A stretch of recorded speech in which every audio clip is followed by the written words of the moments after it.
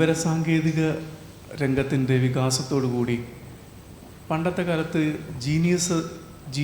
ജീനിയസുകളെന്ന് മാത്രം നമ്മൾ വിശേഷിപ്പിക്കുന്ന അതിബുദ്ധിമാന്മാരും കഴിവുള്ള ആൾക്കാർക്ക് മാത്രം സാധ്യമായിരുന്ന പല സാധ്യതകളും ഇന്നത്തെ സാധാരണക്കാർക്കും പ്രാപ്യമായിരിക്കുകയാണല്ലോ. ഇപ്പം ഓർമ്മയുടെ കാര്യത്തിൽ ഏത് കാര്യവും ഓർമ്മിച്ച് വെക്കാനുള്ള സാധ്യതകളാണ് നമ്മുടെ മുന്നിലുള്ളത്. അതുകൊണ്ട് ഓർമ്മശക്തി എന്ന് പറയുന്നത് അപ്രസക്തമായിരിക്കുന്നു.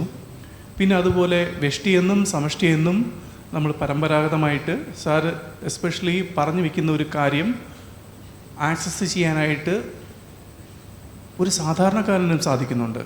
നമുക്കൊരു ഹയർ മൈൻഡിലേക്ക്, ഫോർ എക്സാമ്പിൾ നമുക്ക് AI എന്നൊക്കെ നമ്മൾ പറയാവുന്നുള്ള ഒരു വലിയ ഒരു പോസിബിലിറ്റിയിലേക്ക്, ഞാൻ ഉദ്ദേശിക്കുന്നത് മൊത്തത്തിലുള്ള ഒരു മാനസിക ഒരു ഏകദാനതയല്ല ഉദ്ദേശിക്കുന്നത്, പക്ഷേ അത്രയും കേപ്പബിലിറ്റിയിലേക്ക് ഒരു സാധാരണക്കാരന് അവൻ്റെ കേപ്പബിലിറ്റി വളർത്താനായിട്ടുള്ള ഒരു സാധ്യത ഇന്നത്തെ സാങ്കേതിക വിദ്യയിലൂടെ നമുക്ക് സാധിക്കുന്നു.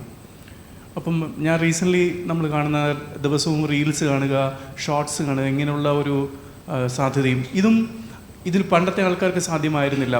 ഇപ്പം ലോകത്താകമാനമുള്ള ജനങ്ങളുടെ എല്ലാ അനുഭവങ്ങൾ, സന്തോഷം, ദുഃഖം, പിന്നെ അങ്ങനെയുള്ള എല്ലാ അനുഭവങ്ങളിലേക്കും ഒരു മനുഷ്യന് പോകുന്ന രീതിയിലാണ് ഈ റീൽസുകളെ നമ്മൾ ഒരു വിധത്തിൽ കാണേണ്ടത്.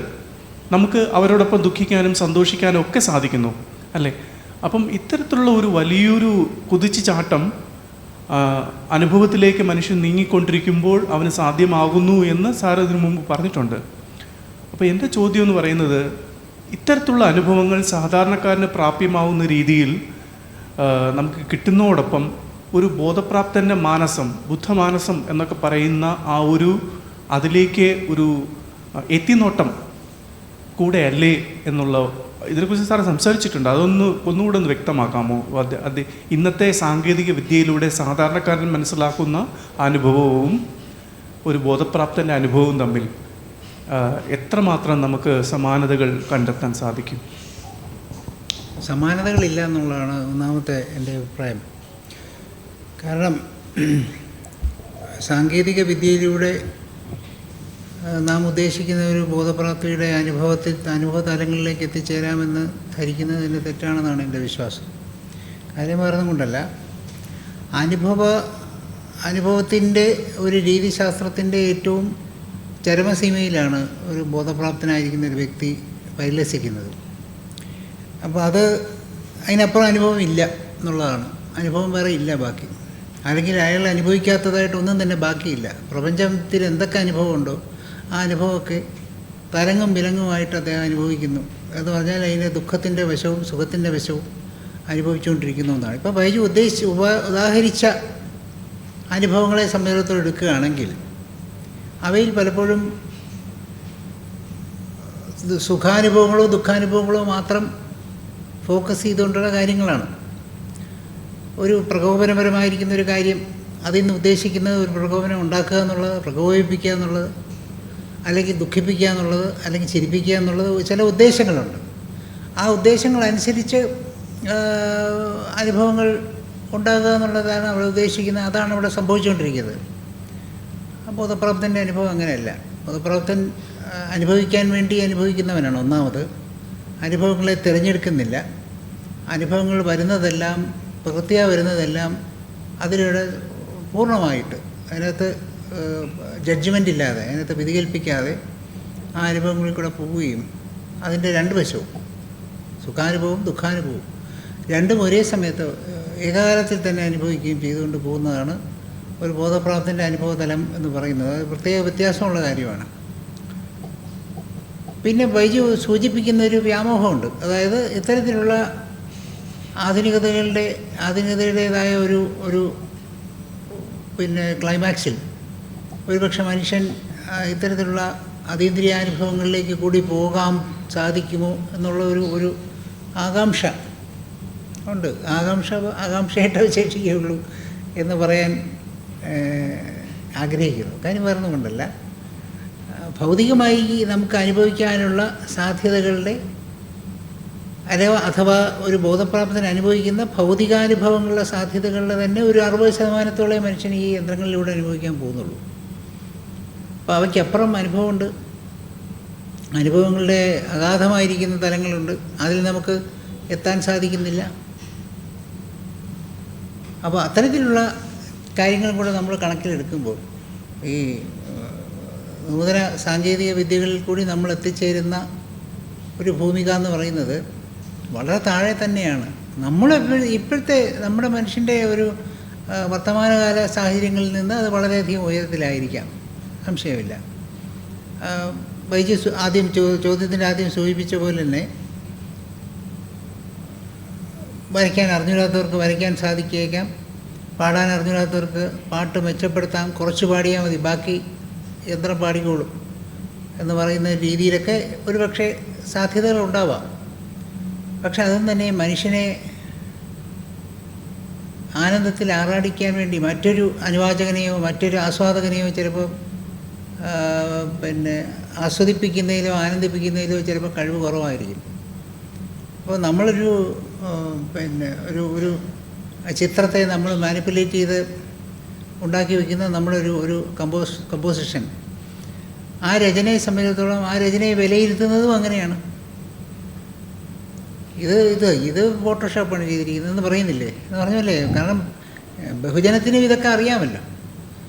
അപ്പോൾ മനുഷ്യൻ്റെ ഒരു പ്രതിഭയുടെ മുമ്പിൽ തലകുനിച്ചിരുന്നുകൊണ്ടിരുന്ന ഒരു കാലഘട്ടത്തിൽ നിന്ന് വ്യത്യസ്തമായിട്ട് ഈ പറയുന്ന ചെപ്പടി വിധികൾക്കകത്തും അത്ഭുതം കൂടും എന്ന് തെറ്റിദ്ധരിക്കരുതെന്നാണ് എൻ്റെ വിശ്വാസം. അതുകൊണ്ട് ഒരിക്കലും അതിലേക്ക് പോലും ഒരു ഭൗതികമായ സാധ്യതയിൽ പോലും ഒരു കലാകാരൻ്റെ സാധ്യതയിലേക്ക് പോലും ഒരു പക്ഷേ എത്തി നോക്കാൻ പറ്റുന്നില്ല. പ്രോഡക്റ്റ് കൊണ്ടല്ലല്ലോ കലാകാരൻ്റെ സാധന വെളിയിൽ വരുന്നത്. അതിലുള്ള അനുഭവം അതിൽ നിന്ന് കൺവേ ചെയ്യുന്ന കുറേ കാര്യങ്ങളുണ്ട്. അത് പ്രാഥമികമായിട്ട് ഒരുപക്ഷെ ഒരു ദർശന സാധ്യതയായിരിക്കും, ചിത്രകാരനെ സംബന്ധിച്ചുള്ള ഒരു ദർശന സാധ്യതയായിരിക്കും ഉണ്ടാക്കുക. രണ്ടാമതായിട്ട് അതിനകത്തൂടെ കൺവേ ചെയ്യുന്ന, സംവേദനം ചെയ്യാൻ അദ്ദേഹം ഉദ്ദേശിക്കുന്ന ചില തലങ്ങളുണ്ട്. ആ തലങ്ങളിലേക്ക് പോകാൻ സാധിക്കുന്നു. ഇങ്ങനെ പല തലങ്ങളിലുള്ള സംവേദനം, അനുഭവവും ഒരു സൃഷ്ടിക്ക്, പ്രതിഭയുടേതായ സൃഷ്ടിക്കുണ്ട്. അപ്പോൾ ആ പ്രതിഭയുടെ മേലങ്കിയെടുത്ത് അണിയുന്ന മറ്റൊരു സാങ്കേതിക വിദഗ്ധനെ സംബന്ധിച്ചിടത്തോളം അത് കൈയാളാൻ കുറച്ച് പാട് തന്നെയായിരിക്കും. ഇത് പാട്ടിൻ്റെ കാര്യം എടുത്താൽ തന്നെ മനസ്സിലാവുന്നുള്ളതാണ്. പാട്ട് തന്നെ ഒരു സർഗാത്മക സംഗീതം അറിയാവുന്ന ഒരാൾ പാടുന്നതും അയാൾ കമ്പോസ് ചെയ്യുന്നതും അയാൾ മറ്റെന്തെങ്കിലും സംഗീതത്തിൻ്റെ ഏതെങ്കിലും ഭാഗം കൈകാര്യം ചെയ്യുന്നതും പാട്ടറിയാവുന്നവർക്ക് മനസ്സിലാവും. അല്ലാത്തവർക്കത് വളരെ കൃത്രിമമായിട്ട് തന്നെ തോന്നുകയും ചെയ്യും. അപ്പോൾ നമുക്കിപ്പോൾ ഒരു പാട്ട് എടുത്ത് വെച്ച് കഴിഞ്ഞ് ഒരു നൊട്ടേഷനിൽ നമ്മൾ അത് നൊട്ടേറ്റ് ചെയ്തു. ആ നൊട്ടേഷനകത്ത് തന്നെയുള്ള നോട്ട്സിനെ മാറ്റം വരുത്തിക്കൊണ്ട് നമുക്ക് പുതിയൊരു മെലഡി കമ്പോസ് ചെയ്യാം. അതൊരു പുതിയ മെലഡി ആയിരിക്കും. പക്ഷേ എവിടെയോ ഒരിടത്ത് അതിൻ്റെ ഒരു ന്യൂനത നമുക്ക് മനസ്സിലാക്കാൻ സാധിക്കും. അതിന് ആ സ്പോണ്ടേനിറ്റി എന്ന് പറയുന്നത്, ആ സർഗാത്മകത നഷ്ടപ്പെട്ടതായിട്ട് നമുക്ക് മനസ്സിലാവും. അതുകൊണ്ട് അതുതന്നെ ഇവിടം പോലും ഈ പറഞ്ഞ സംഗീതത്തിലോ കലാപ്രകടനങ്ങളിലോ പോലും നമ്മൾ മുകളിലെത്തുന്നില്ലെങ്കിൽ പിന്നെ മറ്റു കാര്യങ്ങളിലേക്ക് എങ്ങനെയാണ് എത്താൻ പറ്റുക എന്നുള്ളതും കൂടെ നമുക്ക് ഊഹിക്കാമെന്നുള്ളതേ ഉള്ളൂ. അപ്പോൾ അത്തരത്തിലൊരു ആശങ്ക ഇല്ലെന്നാണ് എനിക്ക് തോന്നുന്നത്. അങ്ങനെ ആശങ്കയല്ല, അത്തരത്തിലൊരു പ്രതീക്ഷ വയ്ക്കേണ്ട എന്നുള്ളതാണ്. മനുഷ്യൻ പുരോഗമിക്കും, തീർച്ചയായിട്ടും മനുഷ്യൻ ഇനിയും ഒരുപാട് പുരോഗമിക്കാനുണ്ട്.